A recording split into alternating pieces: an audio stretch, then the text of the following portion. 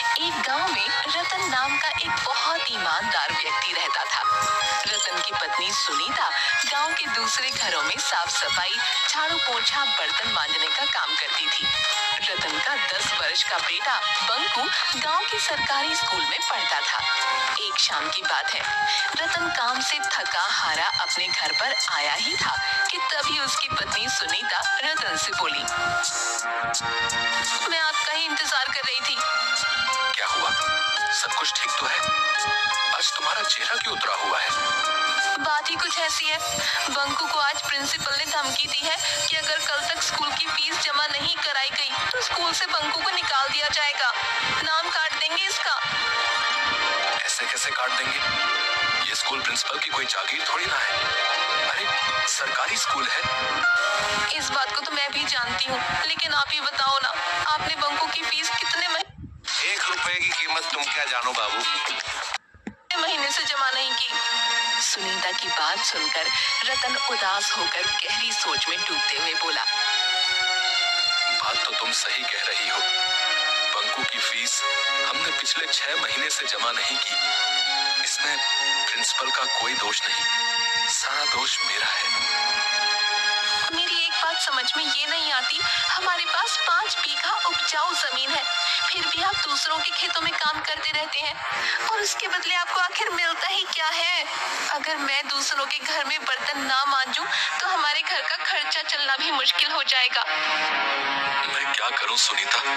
तुम अच्छी तरह से जानती हो कि हमारी 5 बीघा जमीन चतुर सिंह के यहाँ पर गिरवी पड़ी हुई है। पिताजी ने सेठ जी से जो 2 लाख रुपए का कर्जा लिया था वो उसे चुका नहीं पाए और स्वर्ग सिधार गए। और रही बात मेरी, तो तुम तो जानती हो कि मैं मुश्किल से कितना कमा पाता हूँ। मैं आपकी सारी बात समझती हूँ, लेकिन कुछ ना कुछ तो करना ही पड़ेगा ना।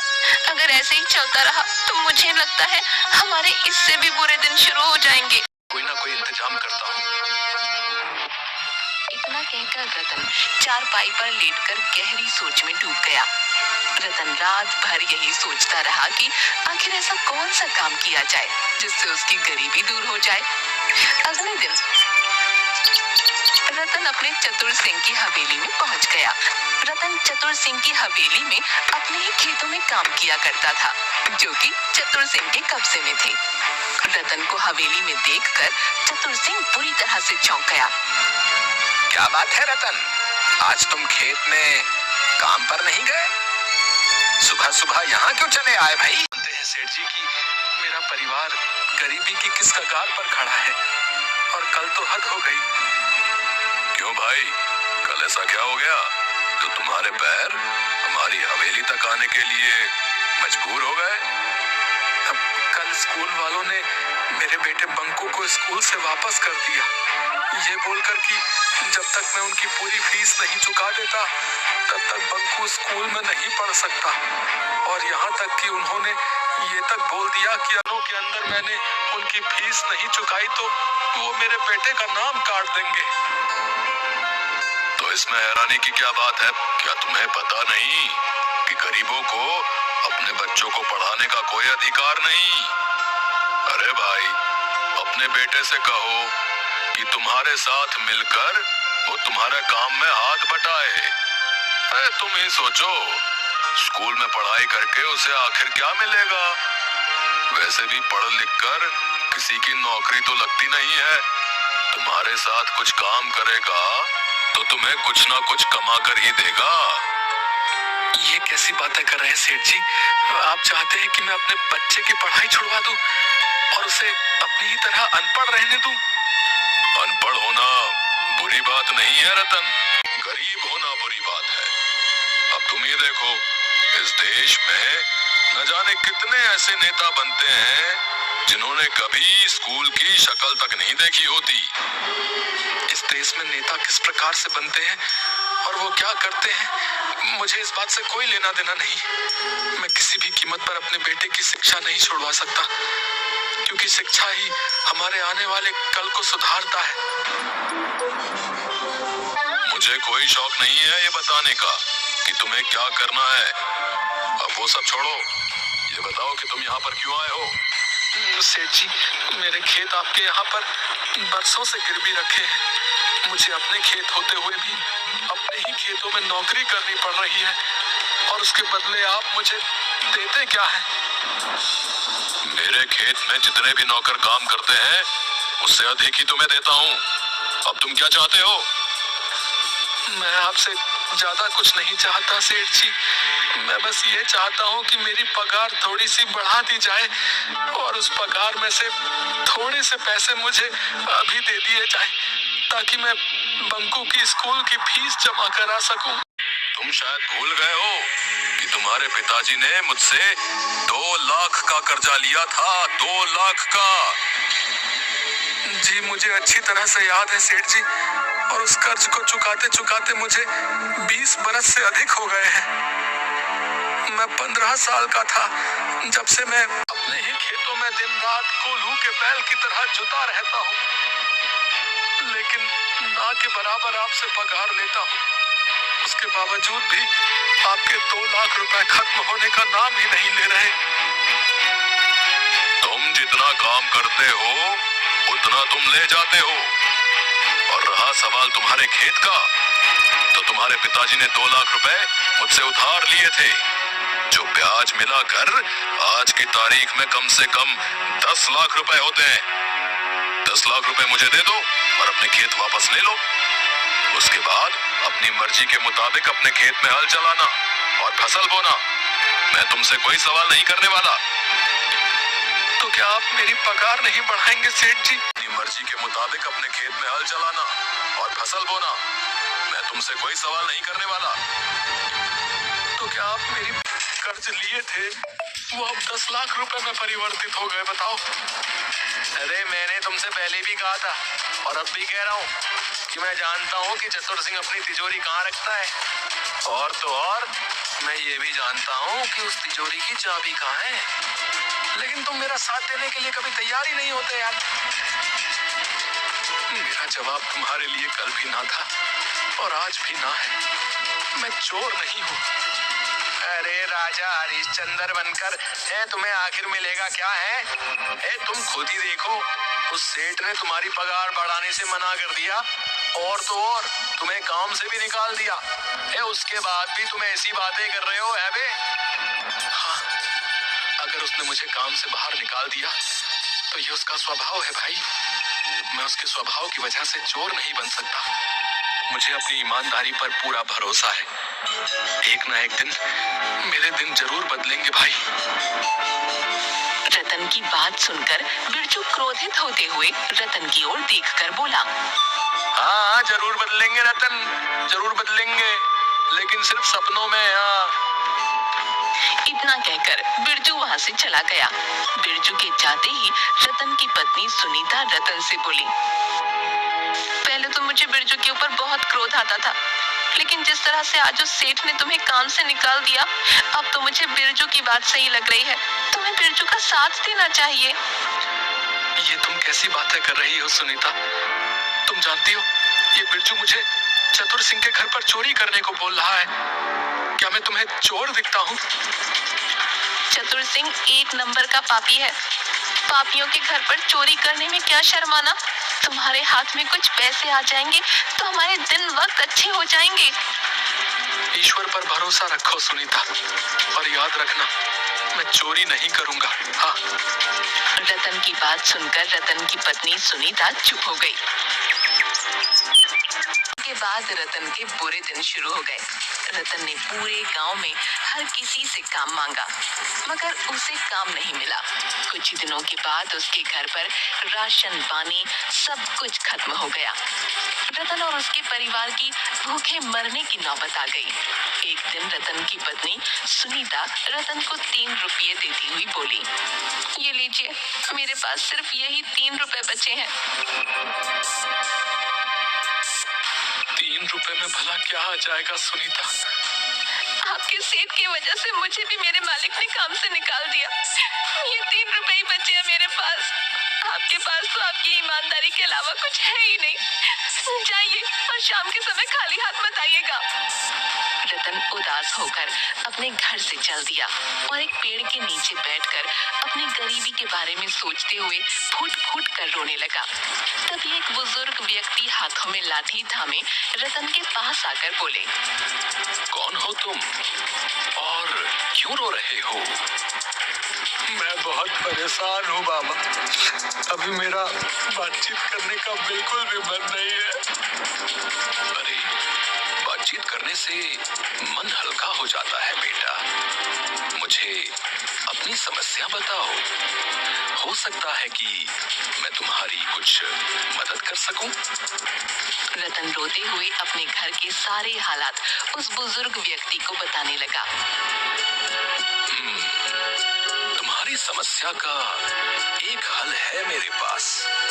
मैं एक ऐसे बाजार के बारे में जानता हूँ जो चोर बाजार के नाम से प्रसिद्ध है, जहाँ पर 1000 rupees received on Bharat Pay। सस्ते दामों में मिलने से मन हल्का हो जाता है बेटा। मुझे अपनी समस्या बताओ। हो सकता है कि मैं तुम्हारी कुछ मदद कर सकूं। रतन रोते हुए अपने घर के सारे हालात उस बुजुर्ग व्यक्ति को बताने लगा। तुम्हारी समस्या का एक हल है मेरे बाजार के बारे में जानता हूँ जो चोर बाजार के नाम से प्रसिद्ध है, जहाँ पर एक से एक महंगी वस्तु बहुत सस्ते दामों में मिलती है। तुम्हारे 3 रुपए से तुम बहुत कुछ ला सकते हो। लेकिन बाबा, मैं चोरी के सख्त खिलाफ हूँ और आप मुझे चोर बाजार जाने की बोल रहे हैं। बेटा, उसका नाम चोर बाजार है, लेकिन वहाँ पर चोरी की वस्तुएं नहीं मिलती। ये तो बस एक मुहावरा होता है। उस बुजुर्ग व्यक्ति ने रतन को एक जंगल का पता दिया। लेकिन बाबा, वहाँ तो घना जंगल है। कुछ खास चोर बाजार अक्सर घने जंगलों में ही लगते हैं बेटा। रतन धीमे धीमे कदमों से उस जंगल की ओर चल दिया। कुछ दूर जाकर उसे एक जंगल में बाजार लगा नजर आया, जहाँ पर एक से एक आधुनिक वस्तु लेकर पुरानी वस्तुएं तक बिक रही थीं। उस चोर बाजार में खाने पीने की वस्तुओं से लेकर हवाई जहाज तक मौजूद था। ये देखकर रतन की आश्चर्य से आंखें फटी की फटी रह गईं। तभी रतन की नजर दाल चावल की दुकान पर पड़ी। रतन वहां पहुंचते ही झिझकते हुए उस दुकानदार से बोला, भैया, ये आटे की बोरी और दाल की बोरी कितने किलो की है? भैया, ये आटे की बोरी जो है 25 किलो की और ये दाल की बोरी भी 25 किलो की है। मेरे पास तो केवल 3 रुपए हैं, लेकिन पापा ने कहा था कि यहाँ पर बहुत सस्ती वस्तुएं मिलती हैं। रतन को सोचते देख वो दुकानदार रतन से बोला, क्या हो गया भैया, किस सोच में पड़ गए? ये आटे और दाल की बोरी मुझे कितने में मिल जाएगी? अरे भैया, केवल 1 रुपए में। ये सुनकर रतन बुरी तरह से दंग रह गया। कहीं आप मजाक तो नहीं कर रहे? अरे भैया, मुझे लग रहा है कि आप यहाँ पर नए हो। रतन ने उसे 1 रुपया दे दिया और बोरी घर पर उठाकर ले आया। अरे, आपके पास तो कल 3 रुपये थे। क्या आप किसी से पैसे उधार लेकर आए हो क्या?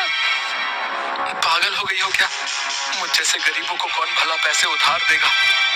इतना बोलकर रतन ने सारी बात अपनी पत्नी सुनीता को बता दी। अगर ऐसी बात है तो फिर से आप उस चोर बाजार से वस्तुएं लाकर कोई व्यापार क्यों नहीं शुरू करते? लेकिन अब मेरे पास केवल 1 रुपया ही बचा है। कोई बात नहीं, आपने कहा कि उस बाजार में 1 रुपये में कोई भी महंगी वस्तु मिल जाती है। आप 1 रुपये की कोई भी महंगी वस्तु ले लीजिए और उसे बेच दीजिए। फिर अगले दिन आपको जो मुनाफा हो उससे और अधिक सामान ले आइए। रतन को अपनी पत्नी की बात पसंद आई। अगले दिन रतन चोर बाजार में पहुंच गया। वो सीधा एक कंप्यूटर की दुकान पर पहुंचा और एक महंगा कंप्यूटर 1 रुपये में खरीद कर ले आया और गांव में बेच दिया। रतन को उस कंप्यूटर से पूरे 20,000 रुपए का मुनाफा हुआ। उसके बाद ऐसा रोज होने लगा। रतन कुछ ही दिनों में देखते ही देखते रतन के दिन बदल गए। अब बंकू सरकारी स्कूल में नहीं बल्कि एक महंगे प्राइवेट स्कूल में पढ़ने लगा और रतन के टूटे फूटे घर की जगह एक बहुत बड़ा आलीशान मकान बन गया। कुछ महीनों बाद रतन सीधा सेठ के पास पहुंचा। सेठ जी, ये लीजिए 10 लाख रुपए। वो सब तो सही है रतन, लेकिन मेरी समझ में नहीं आता कि आखिर तुम इतने पैसे ले कहां से आए। सेठ जी, आपको अपने कर्ज से मतलब है, इससे आपको कोई मतलब नहीं कि मैं ये पैसे कहां से लेकर आया। बाकी पूरा गांव जानता है कि मैं एक ईमानदार हूँ, कोई भी गलत कार्य नहीं कर सकता। रतन का टका सा जवाब सुनकर सेठ अपने दांत पीस कर रह गया। वो चाहकर भी अब कुछ नहीं बोल सकता था क्योंकि रतन अब उसकी बराबरी तक पहुंच गया था। रतन ने अपने पिता की जमीन छुड़ा ली। इसका पीछा करना पड़ेगा। सुना है ये अक्सर जंगलों में जाता रहता है। अगले दिन सेठ रतन का चुपके चुपके पीछा करने लगा। सेठ ने देखा कि रतन एक जंगल में जाकर रुक गया और जंगल के पेड़ों में से अकेले अकेले क्या आपके पास पैसे की कमी है? देखकर सेठ बुरी तरह से डरते हुए अपने आप से बोला। लगता है कि इसे पता लग गया है कि मैं इसका पीछा कर रहा हूँ। सेठ चुपचाप मन महसूस कर अपने घर आ गया। कुछ दिन बाद उसने रतन का पीछा करने का विचार त्याग दिया। कुछ दिन बाद सुनीता अपने पति रतन से बोली, मैं भी उस बाजार को एक बार देखना चाहती हूँ। अरे ये भी कोई पूछने की बात है। चलो तुम तैयार हो जाओ, आज मैं तुम्हें अपने साथ उस चोर बाजार में लेकर जाऊंगा। सुनीता तैयार होकर रतन के साथ सीधा उस जंगल में चली गई जहाँ पर वो चोर बाजार लगा करता था। मगर सामने का दृश्य देखकर रतन बुरी तरह से चौंक गया क्योंकि वहाँ पर चोर बाजार का कोई नामो निशान मौजूद नहीं था। यहाँ तो कुछ भी नहीं है। अब मेरी बात का विश्वास करो सुनीता, यहीं पर ही चोर बाजार लगा करता था। मैंने यहीं पर बहुत सी वस्तुओं को खरीद कर बेचा है, सच कह रहा हूँ। तभी रतन की नजर उसी बुजुर्ग व्यक्ति पर पड़ी जो उसकी ही ओर आ रहा था। अरे बाबा, आप तो वही है जिसने मुझे इस चोर बाजार का पता बताया था। वो चोर बाजार कहाँ गया? वो एक बहुत ही खास चोर बाजार था बेटा। अब तुम धनवान हो चुके हो, अब तुम्हें उस चोर बाजार की कोई आवश्यकता नहीं। अब वो चोर बाजार यहाँ से हटकर कहीं और लग चुका है, क्योंकि वो चोर बाजार कभी भी एक जगह नहीं टिकता। इतना कहकर वो बुजुर्ग वहाँ से चला गया। सुनीता अपने पति की ओर देखकर बोली, लगता है आप अभी भी नहीं समझे। वो चोर बाजार असल में एक मायावी चोर बाजार था। ईश्वर ने आपकी ईमानदारी से प्रसन्न होकर शायद आपके ऊपर ये उपकार किया है। अब मुझे आपकी ईमानदारी पर गर्व हो रहा है। शायद तुम सही कहती हो। रतन अपनी पत्नी के साथ घर पर चला गया। वो आज भी सोचता है कि आखिर आज वो चोर बाजार कहाँ पर लगा होगा।